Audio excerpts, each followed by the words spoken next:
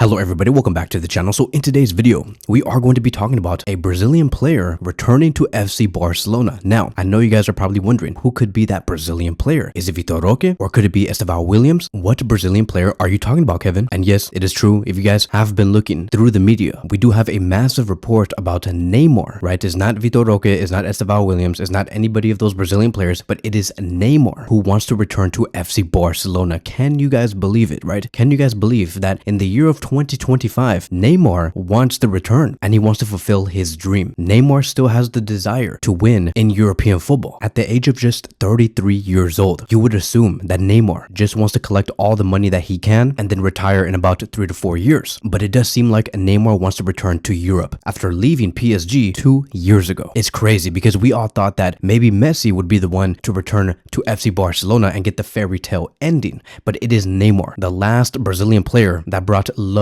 to the game, right? Passion to the game and entertainment to football. So we do have a very reliable source coming from David Ornstein, who has explained there have been early discussions between Neymar's camp and Barcelona over a return this summer. His priority is a Barcelona move. A lot needs to happen for it to come true, but it's possible. Then he continues, Neymar does dream of returning to FC Barcelona in the summer and discussions are taking place between the club, his camp, and his agent Bini Xavi. Xavi and Joan Laporta share a close relationship and Neymar wants a fairy tale return. We also do have another source coming from Spain claiming it's all true. Neymar dreams of returning and his camp have told the club Neymar will fill out seats at the Camp Nou for you. So like I've said, very surprising. And yes, whatever this guy did say coming from the source in Spain, of course, you bring in Neymar and he wears the Barcelona shirt and he's playing at the Camp Nou, you're going to be getting so many people in attendance, it's just not even going to be funny. Joan Laporta's main aim when he does open the Camp Nou again later this year is to have a jam-packed stadium and to have so many people in there. And what is one way you can bring in a lot of people? That is through Neymar. Yes, you can also bring it through other great players in the world of football. But how amazing would it be for the people of Barcelona to see that an OG member of the MSN will be returning? And I do think that there is something poetic about having Lamine Yamal on the right wing with Neymar on the left flank. They're very similar players. Lamine Yamal also said that he does get his inspiration from Neymar. He looks up to him in terms of the playing style, the way that he celebrates. It's going to be amazing to see those two players just run the flanks. And here's the thing, right? I know, and I think that many of us are very well aware that Neymar is nowhere near his prime, right? Neymar reached his prime back in 2017, 18, and 19 in terms of goals and assists. I would say that he stepped a level below, but it does not mean that he's not good enough for FC Barcelona. Neymar today is still good enough to, at the very least, be a backup to Rafinha. I do think that if Neymar does accept his role to be a backup to Rafinha, where he can play maybe about 20 to 30 minutes per match, or maybe it can be on and off, one game for Rafinha, one game for Neymar, it would be amazing. But Rafinha would be the main lead on the left flank with Neymar just being his reinforcement. It looks very ideal to me. I can really see that happening. It's also a big plus financially, like we have stated, right? The fact that we're going to be seeing so many people return to the Camp Nou to see Neymar, it's also going to translate in shirt sales. Barcelona will be making a lot of money with Neymar returning to the club. And I believe that Joan Laporta is all in for it. I mean, like we did it before with Dani Alves back in 2021. It almost seemed impossible for us to ever get a player to return back to FC Barcelona after spending 3 to 4 years away. So with Neymar, it is the exact same thing. There's just a huge plus. People want to go see the player and people want to go see Neymar play with Lamine Yamal, Pedri, Dani Olmo, and Lewandowski. That is just one hell of a front three. Can you imagine a front three of Neymar, Lewandowski, and Lamine Yamal? Or you could have something crazy like Neymar going into the number 10 position, so between Lamine Yamal and Rafinha with Lewandowski up top, because Neymar has converted himself into a playmaker. He's really good at that. So he can play in both positions. He can play on the left flank or in the center where Dani Olmo does play. But like I've said, two things do need to happen. Of course, Barcelona do have to get their financials ready. Even though he's going to be a free transfer, I'm pretty sure that Barcelona at the very least have to be very well aware that their wage bill is going to be inflating with Neymar's return. But my other two important points is this. If Neymar were to come, he does have to accept the role of being the backup to Rafinha or be the backup to Dani Olmo. And point number two, Neymar needs to be a workhorse under Hansi Flick's FC Barcelona.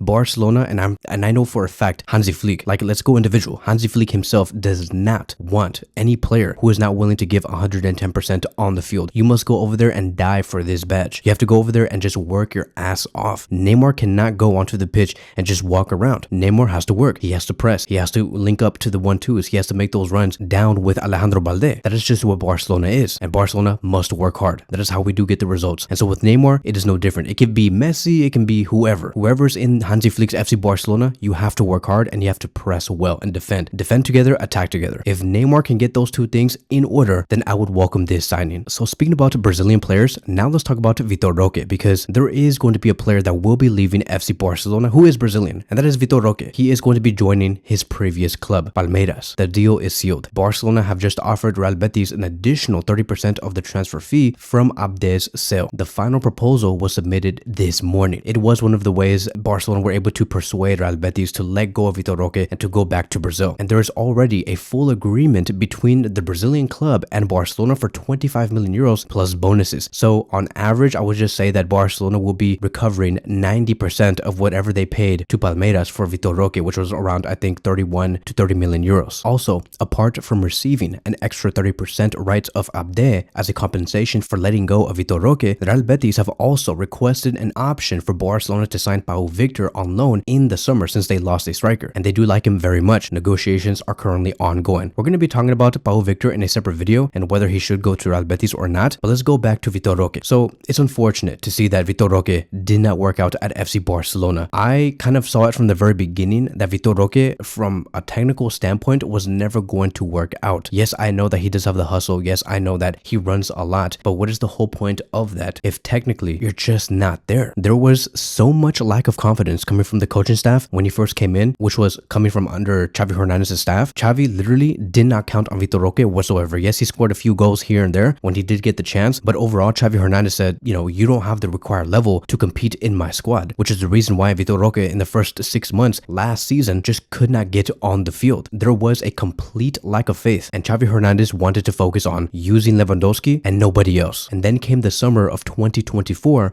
when Hansi Flick came in. Hansi Flick took a look at him and he said, okay, like, you're okay, Vitor, but like technically you're just not there, and you also have to have the football intelligence, right? Like, know exactly when to attack, know what spaces to attack. Vitor Roque did not have that in him. As a matter of fact, Hansi Flick was so unimpressed with Vitor Roque during the preseason that he even played him as a winger, and he could not do anything. Like, he did not want to see him as a striker whatsoever. And because of this positional change that Vitor Roque saw during the preseason, it made him lose confidence, hence the poor performances. And so after failing to impress Xavi Hernandez and failing to impress Hansi Flick, that is what led towards him just going on loan to Real Betis. And if you look at his level at Real Betis, he has not been so great. He's very underwhelming, gives very little. And I do think that the final conclusion is going to be this: Deco and Barcelona made a huge mistake by betting on Vitor Roque. They did get the wrong Brazilian, and I do hope that Vitor Roque does gain his confidence back, scores goals, and maybe return to Europe in the future, because I don't want to see any player coming from Brazil to go through stuff like this. It's just not, it's not a good look for football in general, and I never wish for any youngster to go through obstacles like this. But I do have to be very honest, Barcelona took an L here with this operation. They did lose, and I do believe that moving forward, Barcelona have to be very careful on who they're going to be scouting next in the Brazilian market. So now let's move on towards the next conversation, and yet again we're going to be talking about another Brazilian player, which is going to be revolving around Lamine Yamal and Rafinha. And the reason why I want to bring these two players up, as a matter of fact, I'm going to bring in Lewandowski, because I am so tired of hearing people say that our front three is not definitive and they're not clicking as well as they used to 4 months ago. But I do want to give my props to this front three of Lamine Yamal, Rafinha. They have been amazing in my opinion. I do think the reason why many have seen Lewandowski, Rafinha, and Lamine Yamal in a bad perspective is because Barcelona concede a lot on the other side, and many people do expect for them to score more goals than Barcelona do concede, which is not good. I think that if anything, the attack is doing well. We just need to minimize us conceding goals at the back. For example, right, Gabriel Sanz has claimed that Rafinha and Lamine Yamal are La Liga's most prolific assist duo, with a combined 31 assists in all competitions. Rafinha has 16 assists, including 7 in La Liga and 4 in the Champions League and 4 in the Copa del Rey, while Lamine Yamal has 15. Their impressive tally surpasses Real Madrid's Bellingham and Vinicius, who have 19 assists combined. So there is no way in hell I'm gonna have the whole world of football love Bellingham and Vinicius and praise them and tell them that they're so good without saying that there's another duo out there in the world of football that is doing better than them, and that is Rafinha and Lamine Yamal. But they're getting shit. I don't understand that. Like, why are so many people hating on this duo? I think that Lamine Yamal and Rafinha have been amazing. Yes, they had a few games where they seemed very quiet. Maybe there has been games where they were trying to pass the ball, they misplaced some passes, very unprofessional coming from them or whatever, but no, I don't think so, right? Like, let's just take Rafinha for example. In that match between Atletico Madrid and FC Barcelona, I saw 3 chances, bro. 3 chances, and I know that you guys have seen it too, but 3 freaking chances where Rafinha could have gotten an assist, but they missed. The first one came on the 11th minute with Rafinha making that amazing pass to Ferran Torres. Ferran Torres was on a 1v1 versus the goalkeeper, but he missed. That could have been the first assist. Going on to the second chance, where Barcelona were 3-2 at that time on the 50th minute. Rafinha was making a cross here. It was amazing, right? I think you guys remember that miss that Pedri had, but he made a bullet pass straight to Pedri, and Pedri, all he had to do was touch it, and it could have been a goal, but Pedri did miss, and Rafinha was pissed. He's like, bro, like, go in there with more aggressiveness. Like, just put your foot out and touch the ball. That's all you have to do. You don't even have to shoot. Like, just touch it, and the ball is automatically going to go into the box. And then came the 75th minute where Barcelona were winning 4-2. It's crazy, right? It's crazy how this game ended 4-4, but yeah, 15 minutes left to play. It was 4-2, and this could have been a 5-2 scoreline right here on this frame. Rafinha could have gotten his third assist here, making another bullet pass or bullet freaking, I don't even want, it's a missile going straight to Lewandowski, and Lewandowski misses the freaking shot. He touches it, unlike Pedri, but Lewandowski misses the shot and shoots it out wide, and it could have been, once again, Rafinha's third assist on this night. So Rafinha has been amazing, right? Rafinha could have had a hat-trick of assists in this match against Atletico Madrid, and so there's no reason for us to say that is Rafinha, lowering his confidence. Is his form just out and he's done? Is he finished? No, Rafinha has been amazing. Same thing with Lewandowski. Lewandowski has equaled his best Barcelona tally with 33 goals and is on track for a record season, averaging a goal every 85 minutes. He could reach 49 goals at this rate by May. If he maintains this form, he may challenge his 55 goal season with Bayern, which was back in 2019 and 2020, where he was in his prime. So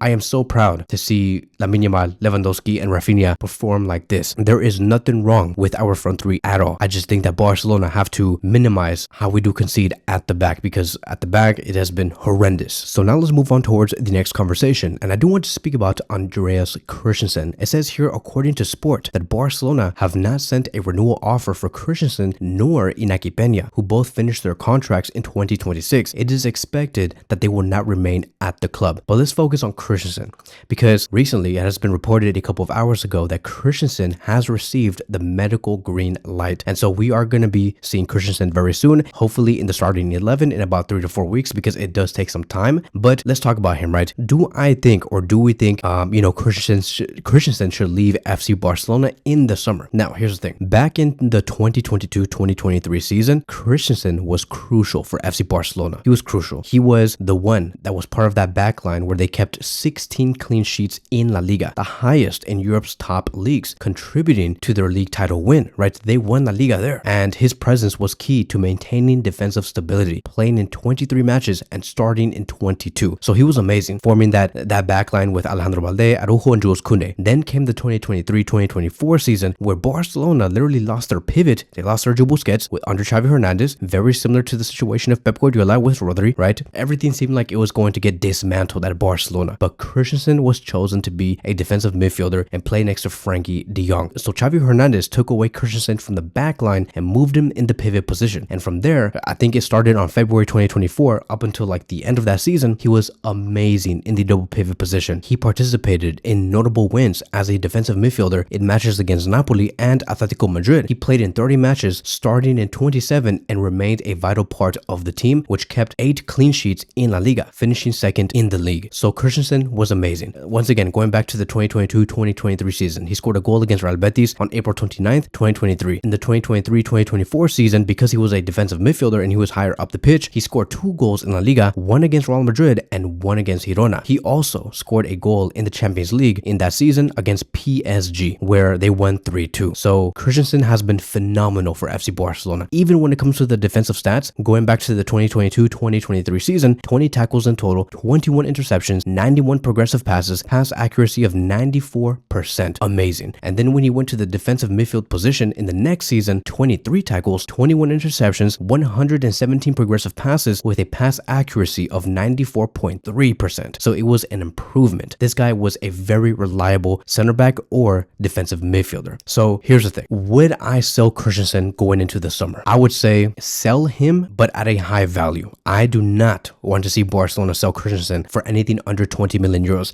That would be embarrassing because of what he has been given out like in the past 2 years. I know that he has gone through like an injury crisis this season, but there is no reason for us to be underselling Andreas Christensen because Christensen is a phenomenal player at the age of 28 years old, he is in his prime. I think that it's very important for us to get the best out of him in these next 3 months, which will be in March, April, and May. Okay. And I think that if he can get a couple of minutes here and there and he does well defensively, I would like to see Barcelona sell him for more than 35 million euros. I know it does seem impossible right now because we don't even know if he's going to be the same when he does return, but I would just say that for now, let's have patience before we do make a decision or we talk about Andreas Christensen, because if he ends up being amazing and let's just say, for example, Ronald Araujo leaves, right? Let's remember that Araujo has a 65 million euro release clause. Do we want to let go of Andreas Christensen? Would it make a lot of sense? So it's like okay, like if he is being bidded at 35 million euros, of course, sell him. But if you're looking at Barcelona's side and you see Araujo leaving, right? So I'm not saying that Araujo's for sure going to leave, but let's just paint out worst case scenario. If he leaves, why would you also let go of Andreas Christensen? So I would just say, let's have patience for now. I really do think that the reason why Barcelona have not submitted a renewal offer to Andreas Christensen is because they want to see what's going to happen to that backline. Is Araujo going to be leaving? What if Eric Garcia stays? We need more answers. And I do think that we'll have the answers by the time we get into the summer, and Barcelona might, right? Just might, there's a possibility, renew Andreas Christensen for another 2 years. So like I've said, it's very open. We haven't even begun talking about the Jonathan Tah factor. Like what happens when Jonathan Tah comes in? If Araujo stays and Jonathan Tah also comes in, then okay, sell Andreas Christensen. You can't even sell me on the fact that Christensen can play in the pivot position because we have Frankie, who is playing amazing, by the way, next to Pedri, and Pedri himself is also a defensive midfielder, and we have Casado and Bernal, who's going to be returning in a few